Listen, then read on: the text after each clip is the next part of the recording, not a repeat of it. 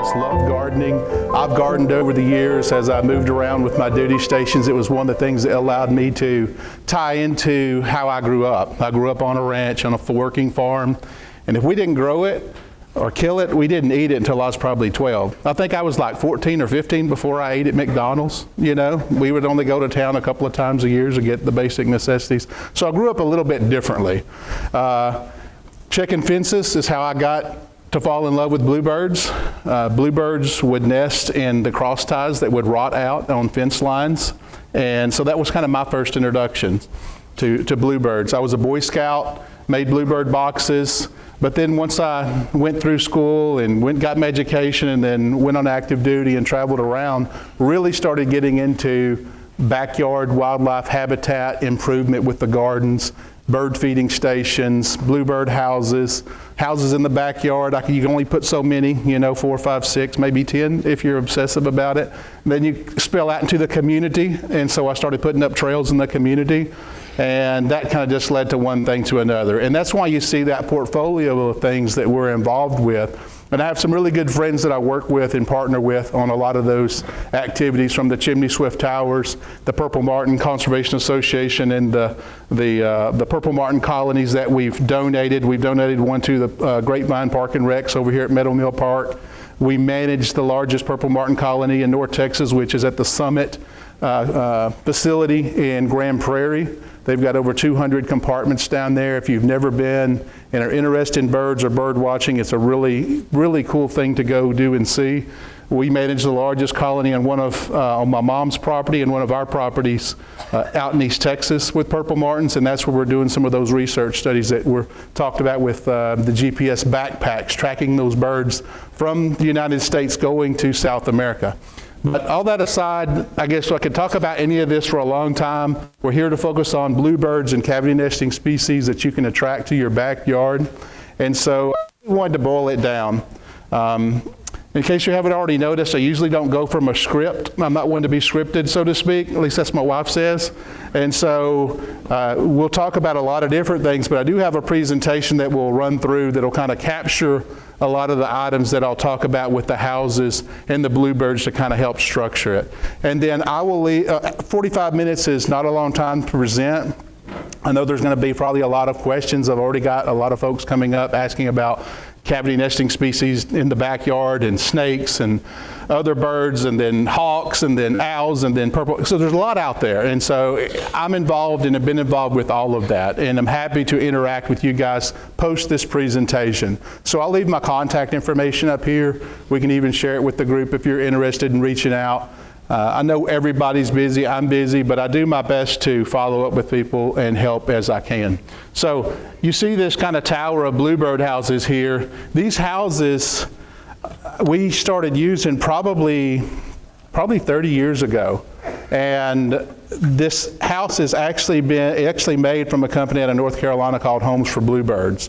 A guy, Jack Finn, originally invented it, if you will, but he would always say that he's not the one who actually built the houses, that the house design was chosen by the female bluebird, because she's ultimately the one who decides which house she's going to nest in.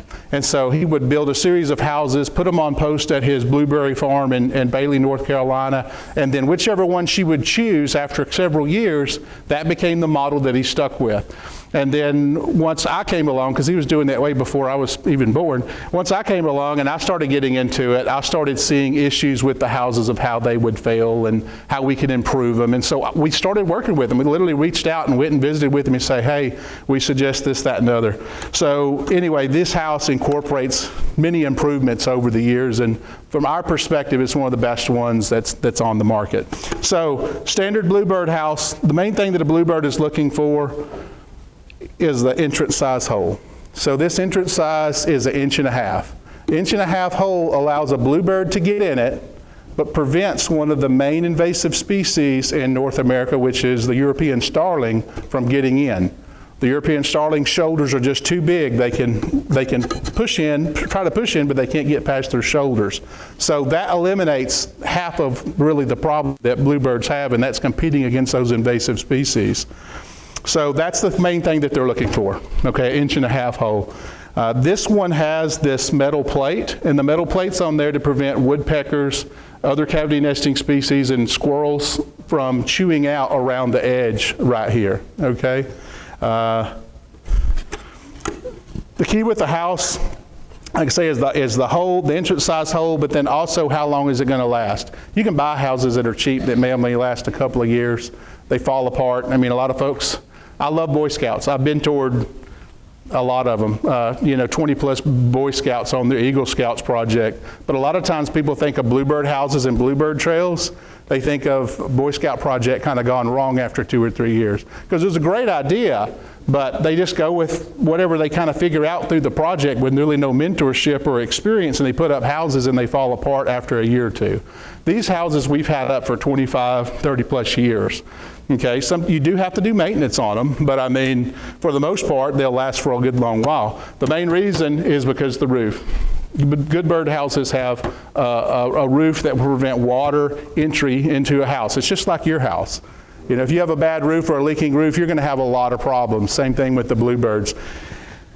If they get wet, it's very hard in the nesting season, it's very hard for those babies to recover, and typically we see fatalities even from water just coming in the hole, but there's nothing you can do about that. But we see fatalities from moisture, even though these are superior homes. This roof is made out of aluminum, just a metal aluminum flashing that you could get at Lowe's or Home Depot. This wood is actually called Paulownia wood. I don't know if anybody knows that tree, but it's a tree it's an imported tree from China. It's a very fast growing tree. And the finches, Dan Finch, which is another odd thing that their last name was Finch, being a bird. But in North Carolina, that's what they planted because it's a very fast growing tree, and they're able to harvest it on their own properties and then cut it and make these boxes. So that's what this wood is. So you wouldn't find this wood other places either. These happen to have holes in them for ventilation. They did that because people always say we need ventilation, we need ventilation. What we found is you actually don't need ventilation. I mean, trees where bluebirds typically live don't have ventilation, right? You know, but they added that. Most of our boxes, these are, I guess, some of the, now we had them eliminate that step just to save cost. And we find that wasps use these holes as well. So, I know I talk fast, but I only give you 45 minutes, so I gotta keep going here. So these boxes, so those are the keys. So these boxes, you can open them up to monitor. This has a cup in it. This helps just for the bird to get the nest started. But then you can also use it for checking the status of the nest and the babies and count. And if there's any issues, say it's been really, really, sideways raining, you can actually go out and change out the nesting material if you, I guess, are experienced enough to do so. You can do that. And then you change out the nesting material to dry nesting material, like pine straw or whatever. But that's only somebody who would be more experienced birder and monitor of the bluebirds. So that's the insert. They don't have to have this. They'll nest in it. I can make a bluebird nest in a Campbell soup can. It doesn't matter. You can put whatever you want in here. They're looking for the hole, and they'll nest in whatever you put there. Okay. This one has drains. You can see on the bottom it's got cuts, so if it does get moisture in there, it does drain out. This does allow spiders and stuff, and there'll be debris that will build up in there, but you just clean that out as needed. Spiders don't hurt bluebirds, but wolf spiders have a tendency to get in these boxes. The big thing, an issue that you have in the spring, this time of year, is wasps. As it starts warming up, the wasps will start looking for places to live. And wasps will build anywhere in the box, but typically on the very top, right? And so you can usually look in the hole and see the wasp, but sometimes you can't, so you just have to be careful.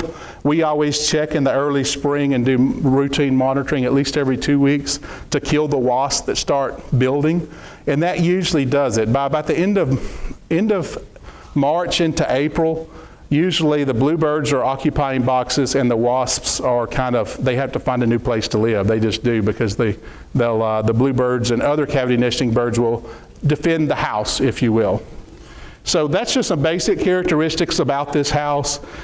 You will find those same characteristics on a lot of them that are on the market now. I didn't bring our Lowe's and Home Depot house. You can find those that are little cedar houses you can buy for 20 or 30 bucks now, whatever they are, but they're just a lot smaller.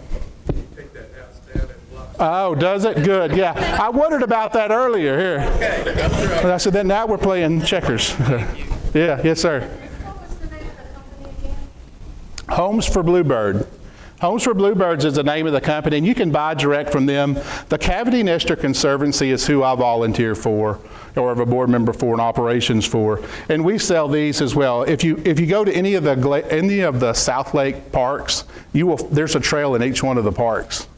If you drive around South Lake and you start looking at telephone poles, you'll find a lot of these as well, because I've put up over 150 of them. So there's a lot of bluebirds in South Lake. Most people don't know it, and I hadn't done as good a job as we should because we're really busy of promoting it. But like I say, you'll start to see it. Grapevine, Meadowmere has probably more houses than the other parks. I'm not sure about the other Grapevine parks, but Meadowmere has a bluebird trail that we helped a bluebird, a Boy Scout, get his Eagle Scout from. Okay, so that's it about the house. I'm going to go ahead and show you how we do our system. So, and then we'll cover it on the presentation as well. This is just a base, okay? This will simulate the ground because I can't nail anything in the ground. The way our system works is you have a pole, a stake that goes in the ground. That stake, you put it in and then nail it in the ground. You nail it into about 18, it's 3 feet long, you nail it into about 18 inches. And then this is just a 1-inch electrical conduit pole. It's got a bracket inside that holds this predator guard. This predator guard is an 8-inch stovepipe baffle. And we slide it on there, and then we mash the end of the 1-inch electrical conduit to make it accommodate our slip piece on the back of our house. So nail that in the ground, put this over the top of it. This will prevent a lot of snakes, not all of them, but prevent a lot of snakes from climbing up, squirrels to the most part, raccoons. It hinders cats, but cats can literally just be on the ground and jump up and get your bluebirds, so cats are really hard on birds. And then this house has actually been stained. You can stain them, paint them, whatever you want to do with them, really. The birds don't care. You can paint them pink. My grandmother made me paint one pink for her backyard. She had all the metal pink and this pink, and then I stained it. It looked really pretty, but the birds don't care. They're just looking for that hole and then the cavity, right? They're cavity nesters. So that's another thing. Oh, so this just slips on here. It's got a bracket. It just slips on the back. So whenever you go look at any of the trails in South Lake, this is a system that they have. Now, we do add screws in the back of these to keep people from just taking the system down, because people will steal them, you know. So, but maybe they needed a birdhouse, so we'll put another one up. So I like them. This is a little bit higher because I'm like 6'2", plus I got boots on. We like this electrical conduit comes in 10-foot sections. It's cut in half, so that's 5 feet. So typically this is going to be 5 foot, 5'3".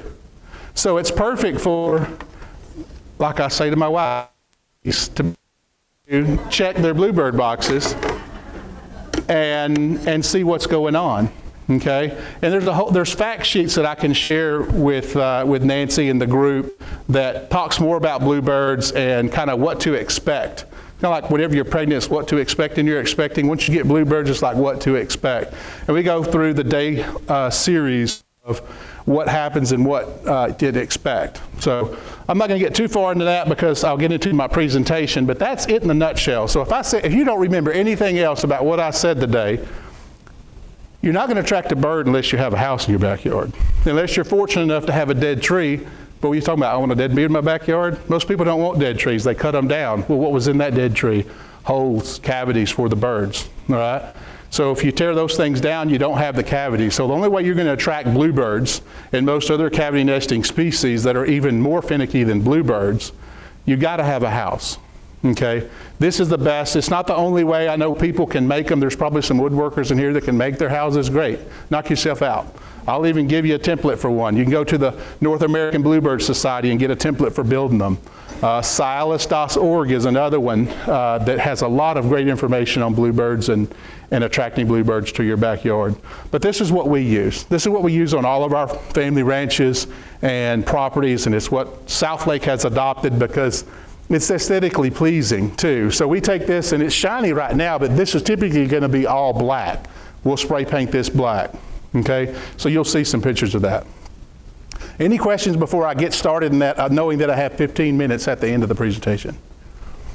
Yes, sir? Inside dimensions are? Yeah, like 4.5 by 4.5. But like I said, we can get that. Yes, ma'am? That's a great question. And so if you're only attracting bluebirds, they say about every 100 yards to 300 yards. But in my yard in South Lake, I have whatever, three-quarters of an acre. I have 6 houses because you never know which one they're going to use, right? And so what happens is I say, well, I'll put one up high and put a reducer on it for a chickadee. I've got bluebirds that are always on this, post on the patio, and I've got 2 in the yards because sometimes the female doesn't want to be on the patio. She wants to be in the yard. The wren takes the one by the garage door, and then there's another bluebird on the other side of the street kind of territory that takes the one on the southern side of the house that's facing southwest. So everybody's kind of like got their zone. So it's like, how many? It just depends. It just depends. If it's wide open spaces and the bluebirds can see each other, it needs to be a minimum of 100 yards. Because if they can see one another, they'll be competing against one another. So it just depends on the habitat that you're trying to attract and what you have to deal with. But I never shy away from putting up bird houses. Again, if you've got a birdhouse in the garage, guess what? Your chances of getting a bird in that are 0. So put up a house, give a bird a chance. All right, so this, that's just the silhouette of a blue. This is what typically you might see, a silhouette of a bluebird on a branch. This is the male bluebird. This is our typical system out in the environment, so I thought I would throw in some new pictures for this group since you guys are gardeners. You see the sumac in the back? That's one of the things that the bluebirds like to eat. This time of year, I've had some conversation with folks about them eating mistletoe and holly and poison ivy, all these different berries that are available this time of year. This is what they're eating. Okay, there are insects, but very few, right? Because insects need it to be about 50 degrees to be able to move, So this will be a typical system that we have. This is actually on one of our trails. Anybody ever been to Miss Lee's Daffodil Garden in East Texas in Gladewater? Got a couple of hands. That's where I'm from originally, is Gladewater. Went to Gladewater High School all the way through. We donated this trail about 15 years ago. I think they've got 40 or 50 houses out there. If you've never been to Miss Lee's Daffodil Garden, I recommend it. It's coming up. The daffodils are already up, probably in your yard out in East Texas as well. So you can find them on Facebook. This is one in a pine plantation. This was actually a cavity nester conservancy project to attract brown-headed nuthatches. And so the theory was we put all these houses up in this pine plantation forest and we would get more nuthatches. Well, guess what? Turns out there's a lot of bluebirds in these pine plantations. And it turns out you watch them, there's a lot of crickets. And so that was their main source of food, was the crickets on this bed of straw out there. So it was really amazing. But what we had to do to change it is we ended up putting reducers on it. So come to find out, bluebirds are actually a dominant cavity nester out there. And so they would dominate these nest boxes and not allow the smaller cavity nesting birds to nest in them. But still a great, interesting project. Nature always fools you. Like I said, probably the same thing you find in your gardens too. The male bluebird in flight. So let's get started. So Cavity Nester Conservancy, I did want to give a plug for them because we do so much work with them and they give so much to us. It's a nonprofit, education, conservation, stewardship, 100% of everything that comes in goes directly to projects. It was actually started by one of my best friend who's was in the Army at the time, and he's still alive. He's still alive. He and I do a lot of things together, but he and I work really closely on this, and it's been around since 2008, so it's been around for a long time. Everything that we do, again, 100% of it goes to conservation efforts and work. And we're looking to get more involved. We've got some donations that are going to allow us probably to hire some full-time staff that can actually dedicate their time to all of the work and birds that we've talked about already today. So we work with schools. We've worked with schools. I'm sorry, I'm a big guy. Am I standing in the way? Am I blocking the view? So we work with schools, nature centers, conservation sites, city park, recreations, landowners, land trusts. We've done all those things, all kinds of different projects. And then also different type of birds that we like to deal with. But again, we're here to talk about bluebirds.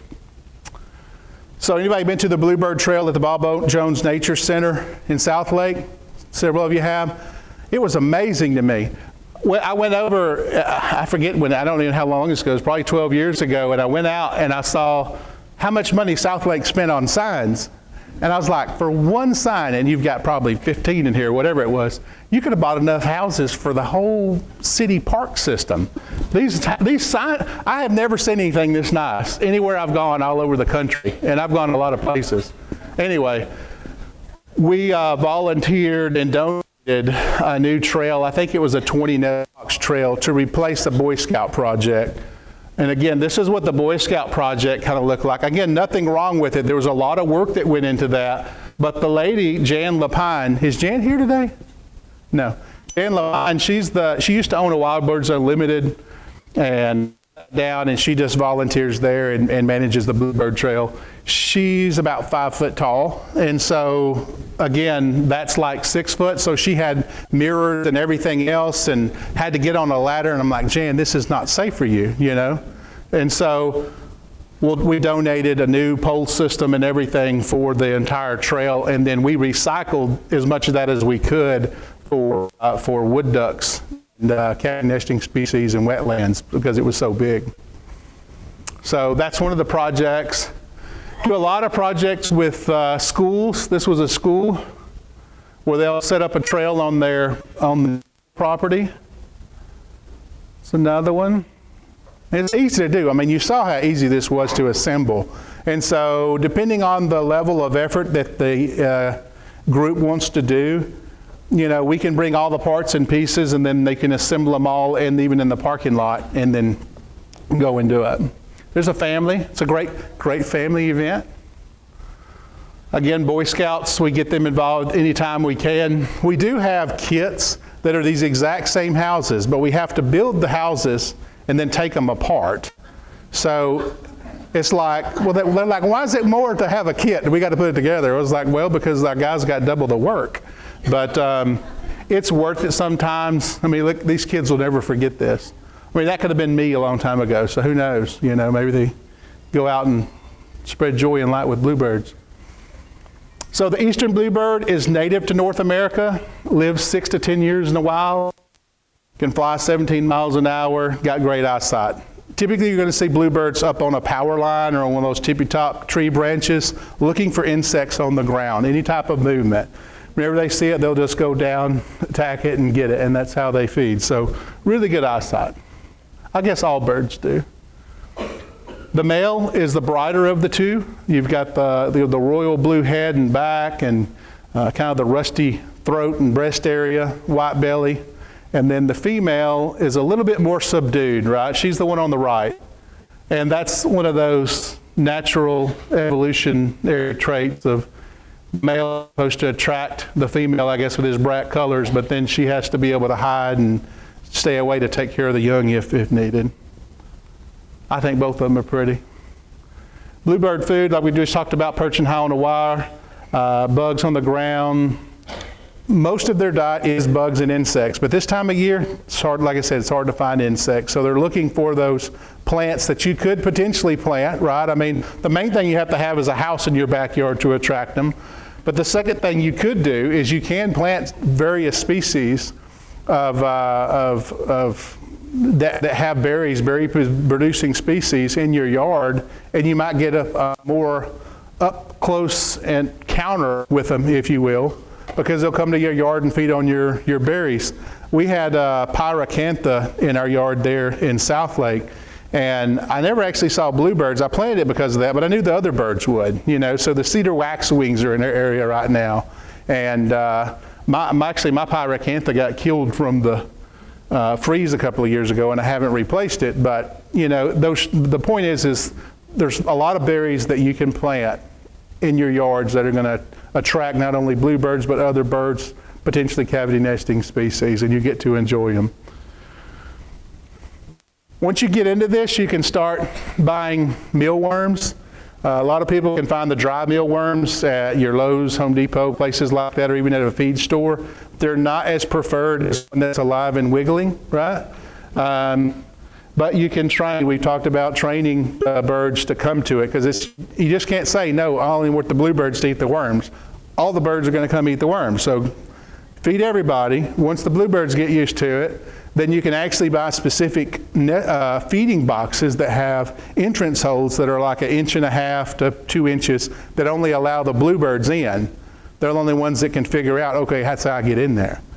But your wrens will still get in there, your chickadees, but that's fine. You like those cavity nesting birds, but your mockingbird won't be able to get in there, and the grackles and the starlings and everybody else who's in your back, your blackbirds, won't come clean out your feeder.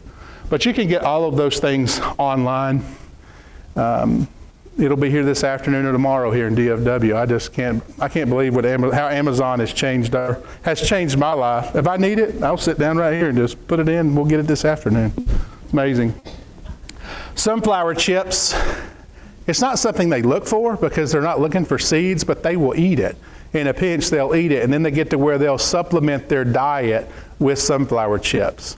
But you can see, I mean, they're an insect eater. They don't have the ability to open up a true full sunflower seed like a black oil sunflower seed, which is the most common seed that we recommend. It is the best seed that we recommend for attracting all the different variety of birds to your backyard. They don't have the ability to do that. But if you buy the crack seed and put it in a appropriate tube feeder, you can sometimes get the bluebirds to be attracted to it. You almost have to train them. It's like getting your kids to eat broccoli, you just got to keep putting it out there. And then soot, there's soot recipes out there. And again, we're just skimming the surface on this. If you guys are interested, there's some really good websites that do a deep dive into all of these things. Your habitat, low-cut grass, municipal lawns, golf courses, soccer fields, parks, any type of open area. But the key is they got to have a nest box to be able to build it. At those city parks, you'll see that it's about every 100 yards. It's kind of like whatever felt right based on the park and just kind of walking, but it's about every 100 yards. There'll be a house. And amazingly, in most all of the South Lake parks now, every one of them will be filled. So it's not a matter of is there enough habitat, there's just not enough housing. You may put them up initially and you may only have one bird on a 10-house trail, but then by the end of the summer you have 2 or 3, and then next year you have 4 or 5, and then the next year they're all full kind of thing. So it's usually just been that the habitat is there, but the housing is not. Bluebirds love man-made houses. I've never been able to, get a stump and, do anything different than really building a house for them. It's hard to even try to excavate a tree that'll stay alive long enough to do it, because we've tried, actually. We tried to do it with attracting purple martins as well. They love man-made houses, and they readily accept them as housing. And that's what makes it such a great bird as your entry into providing housing for birds in your backyard, because it is so easy. If anybody's ever tried to attract purple martins, it can be very frustrating because it may take you years to get them. And then all of a sudden they leave for no apparent reason, but there's always a reason why they leave. And we talk about that on a different presentation one day. Housing must be safe. It's got to have at least that 1.5-inch entrance hole. The main reason for that 1.5-inch entrance hole, though, is really to prevent the other invasive species, that European starling, from using them. That's the main reason for that 1.5-inch hole. A good roof, easy to monitor. We recommend folks monitoring, at least during the nesting season, monitor it weekly. That's the protocol, is really weekly. Protect from predators. Cats are terrible predators for birds in your backyard. They can sit at the bottom of these feeders whenever they're nesting, and they can just catch the mama or daddy bluebird as they come out. So cats are tough. If you put the baffle systems and everything on, though, you can prevent most of the predators from impacting them. Got to keep the family dry and protected. This is the bird in my backyard. I've got a little wire. You can see this wire that goes in there. I had a camera in there. We had cameras in boxes for years and years and years, and so we've observed and watched their behavior. It's amazing what you can learn about animals when you can go back and look at all the movements and activities. It's been really cool to do over the years, mainly when the kids were young, because all the kids and then their friends wanted to see, and we got a lot of people interested that way.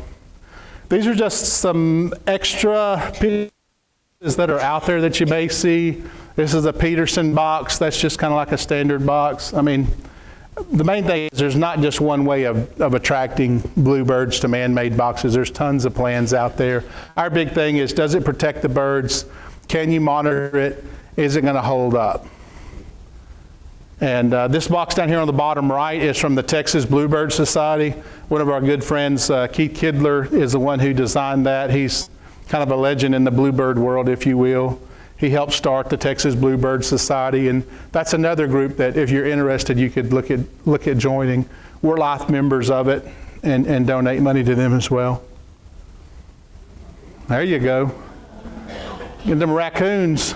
So if you put boxes or houses on trees, they're going to be more likely to get predated on by either raccoons or ants or snakes or any kind of critter that can crawl up a tree. That's their natural place to go, okay? Same thing with that one on the right there. That's another tree, and you got a cat. Looks like a Manx there, and they just can't stand it, and they'll kill the birds.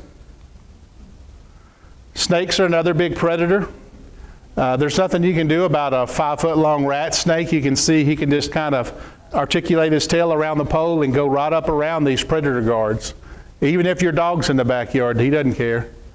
This is actually on a purple martin pole, but it's the same concept. So again, it's not 100%, but it helps a lot. I mean, this thing rattling, if a raccoon or something tries to come up here, I've never had a raccoon predate on a pole system like this. We have had snakes bypass this, but again, you're going to have that. But if you didn't have it, a lot of times snakes are like humans. I mean, if you get distracted or you get frustrated, you just leave. And so what they'll typically do is they can smell the birds. They'll go up around the pole on the inside and can't figure out how to get past it, and then they'll just go around and then leave. So something you deal with doing with birds. This is a cheap baffle. Maybe it works, maybe it doesn't. I used them early on in my birding career. This is the only thing that I use on any of ours now. It's just easier and more consistent. Just showing you some options out there that you may see.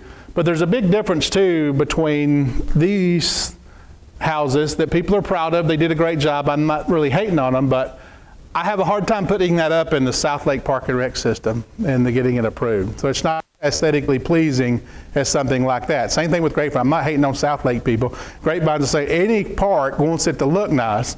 And so PVC and the houses that maybe aren't consistent is not something that people like.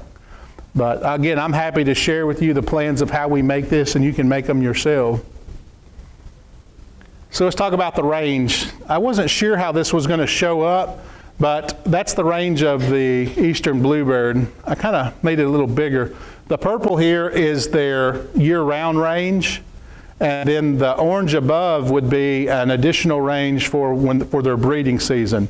But you can find them year-round in Texas here in DFW where we are.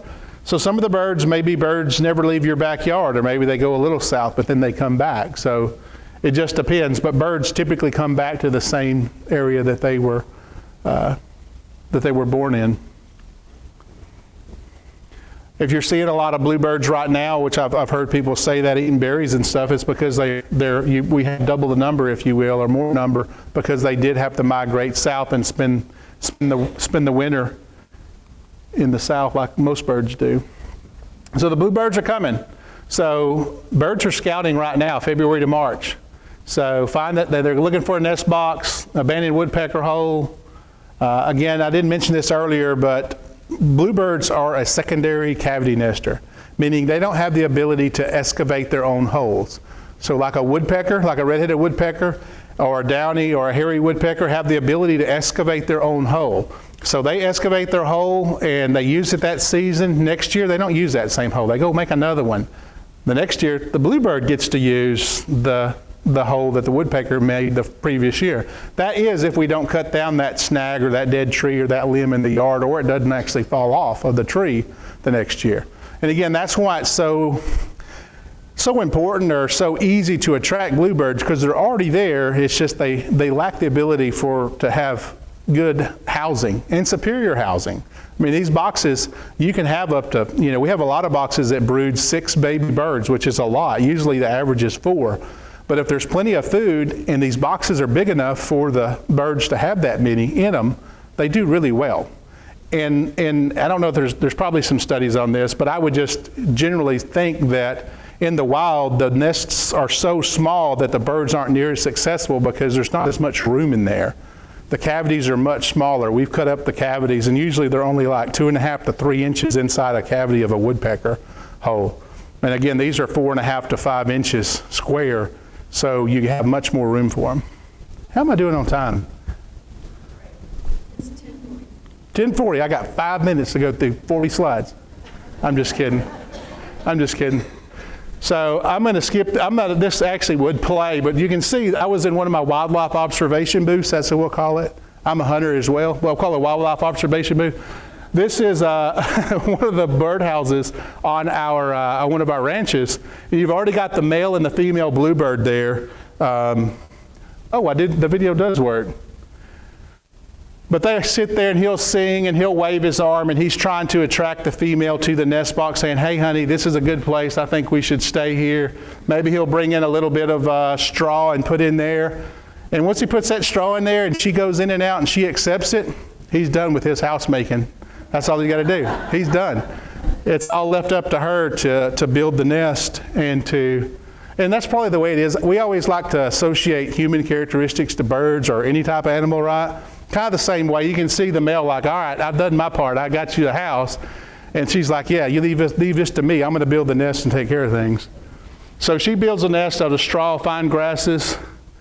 They love pine straw to build their nests, but that's what it'll look like. These are actually my 2 boys, whenever they were little. They're saying, "Hey, look what's next. You'll have eggs, but you're only going to lay 1 egg per day." Typically, they're always going to be blue. However, 5 to 7% of the time it'll be white eggs. So again, 1 per day, they'll lay anywhere from 3 to 8 eggs. The average is around 4.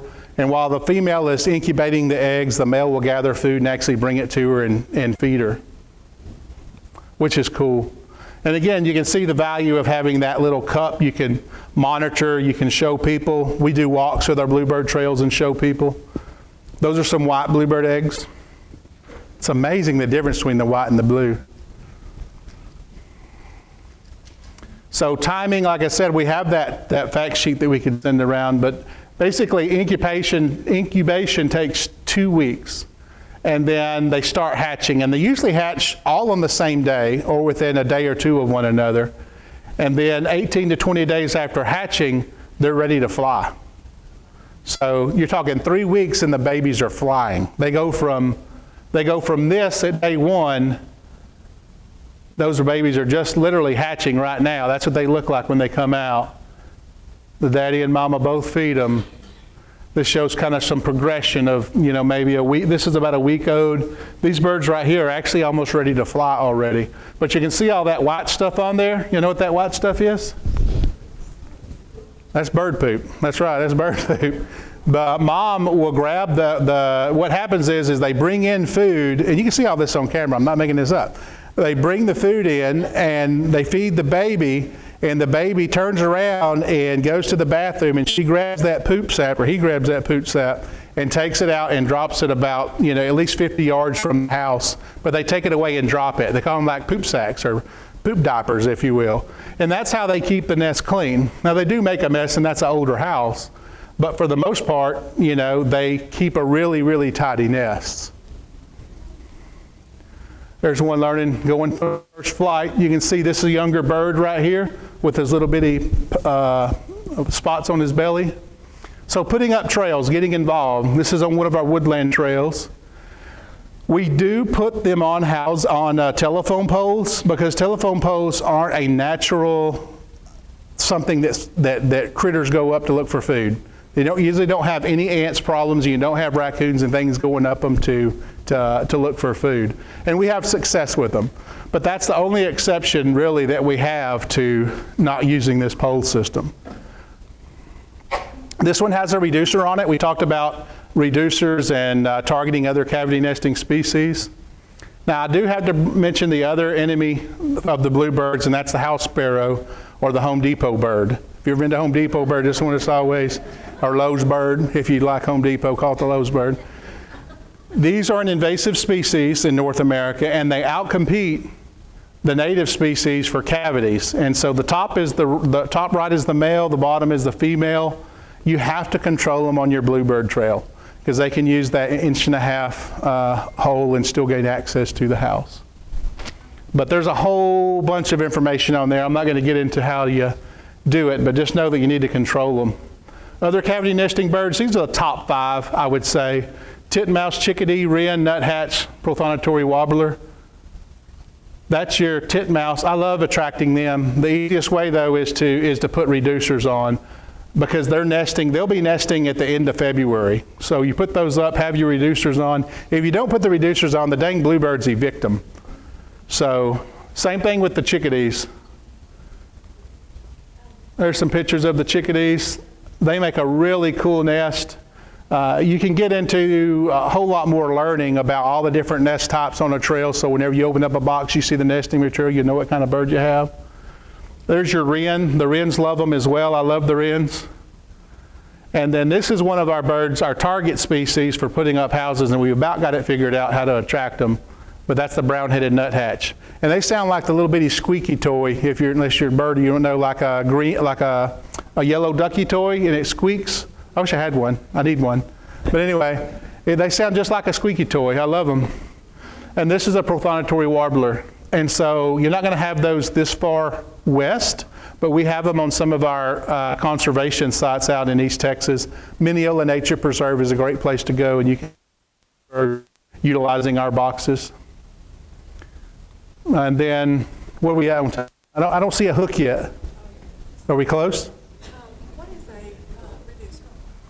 is a reducer? So a reducer on the nest box hole is going to be another piece that you'll place over the 1.5 inch hole. And so say we want to go to 1.25 inch, 1.25 inch hole. That 1.25 inch plate won't allow the bluebird to get in, but it'll allow the chickadee and the titmice and the wrens to get in. So in other words, that bluebird can't excavate it. I'm done?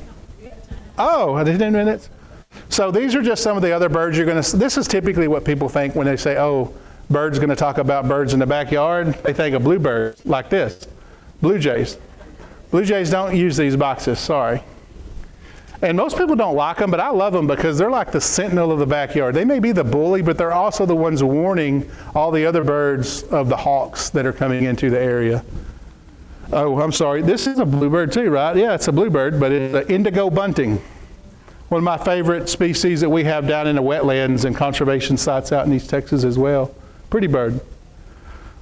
Robins. Again, these birds these are just your backyard birds. These are not cavity nesting birds. But that's your robin. Robin is the part of the thrush family. Bluebirds are actually part of the thrush family as well, so they're like distant cousins, if you will. You know, and you can see maybe the resemblance with the rusty breast. State bird of Texas, the mockingbird. Cardinal, everybody's favorite. So if you're into birding, I wanted to throw this up here because there's a lot of great information, particularly because everybody's grandma and their great-grandma got a cell phone now and know how to download apps. This is an app that would be really good for you if you're interested in birding and wanting to know what type of birds you have in your backyard. So it's an app called the Merlin Bird ID app from Cornell University.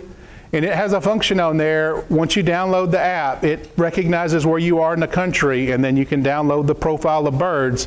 You can push record, and it'll listen to all the birds in your backyard, and it'll start it'll populate a list of all the birds. And when that bird makes a noise, it will actually highlight which bird it is. So before long, you'll be recognizing, that you'll associate that sound with that bird. From there, you can click on it, right? And then you can find out all you want to know about the birds that are out there. So anyway, it's cool. It's a cool thing. And it's actually what helped us be able to find and be able to target our prothonotary warbler trail that we made on one of our conservation sites. We used it to be able to place houses. Okay, that's it.